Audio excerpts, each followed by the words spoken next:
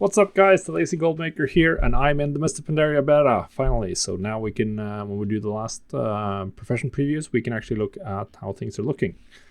So today we're doing jewel crafting, one of my favorite gold making professions in Classic, particularly for the early patch. So let's see how it looks in Pandaria. There are some changes. The big one is that recipe acquisition has changed significantly. We're no longer doing jewel crafting dailies to unlock the gem recipes.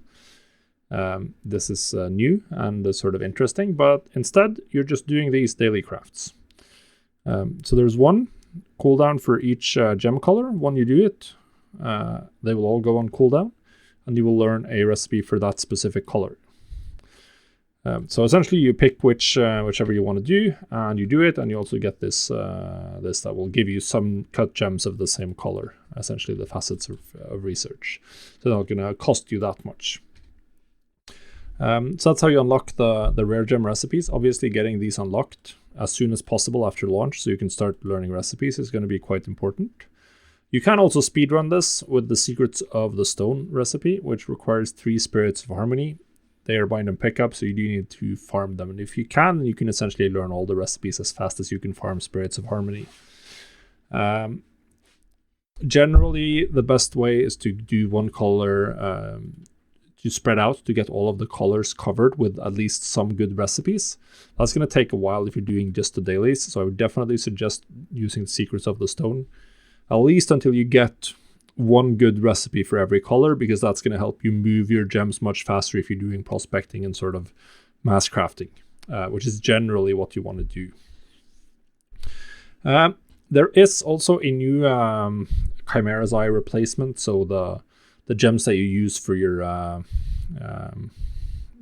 personal gems from jewel crafting, the epic ones, to use the Serpent's Eye, which is a new material. And Serpent's Eyes, they are not something you buy from the vendor with the tokens anymore. You get them from prospecting, essentially. So you just need ore, prospect ore, you get some sparkling shards, and 10 sparkling shards that are going to be turned into one jewel crafting, or one Serpent's Eye, and then you're off to the races, essentially. So that's how you get that material. It's mostly used for your own, but it's also used in some other cool recipes. It's used in a lot of it's used in all of the rings and necklaces you can craft, and it's also used in the pets you can craft, as well as the new mounts, which we'll cover later. As far as prospecting goes, you will mostly be doing Kyperite or Ghost Iron ore. So Kyperite, this is something that you can mostly mine in the Dread Waste. It's a special ore. And then you have the Ghost Iron ore, which is the normal ore, essentially. You can also obviously prospect the Trillium ores, but they're generally going to be too expensive. And if you look here at Ghost Iron versus Kyperite, the percentages are pretty much all the same. It's going to be about 5% per gem. It's going to be 24% per uncommon, and then it is maybe a little bit more sparkling shards from the Kyperite ore, based on this data, but it is essentially comparable. So you'll do whatever ore is cheapest most of the time.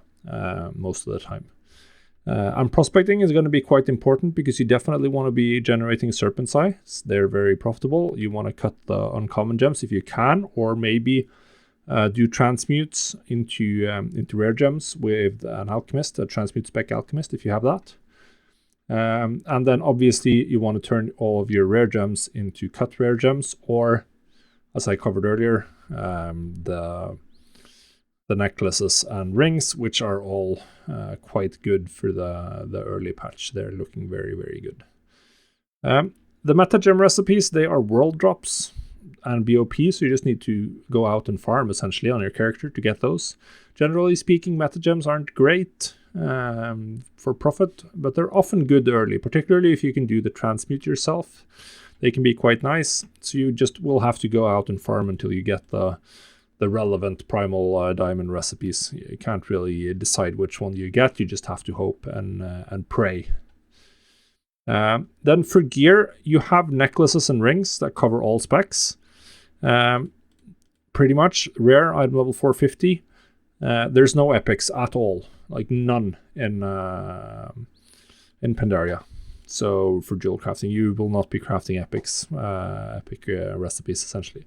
That's just how it is. But these are looking really good, and particularly the fact that they require serpent's eyes and not spirits of harmony means that they're going to be a lot easier to keep stocked. You do not need to farm spirits of harmony on your jewel crafter to be competitive, at least past the unlocking. Maybe you want to farm some for unlocking a good baseline of recipes, but past that you do not really need to farm spirits of harmony, unless you like it, which is also good. If this is a character you're farming spirits of harmony on, it means that you can pair jewel crafting with something that requires a lot of spirits of harmony, and then if you can farm with potion of luck, you can use all of your spirits on the other profession. So that's also an advantage of jewel crafting if you have it on your main. And you may want to have it on your main due to the new mounts. The Panther mounts, they use the Orb of Mystery, which is sold by Big Keech for 20,000 gold, so these are very expensive. And then lastly, you have the one that combines all 4 mounts into one, so this is going to be more than 100,000 gold, essentially, to buy. These are quite interesting. To unlock them, you need to farm Order of the Jade Serpent reputation, which is located here, and you have to do dailies on the Windward Isle, essentially. You can also fly around and pick up eggs, Netherwing style, to farm out the reputation all at once. It is slow, but you can definitely get all of the reputation needed in a much shorter time period if you are so inclined.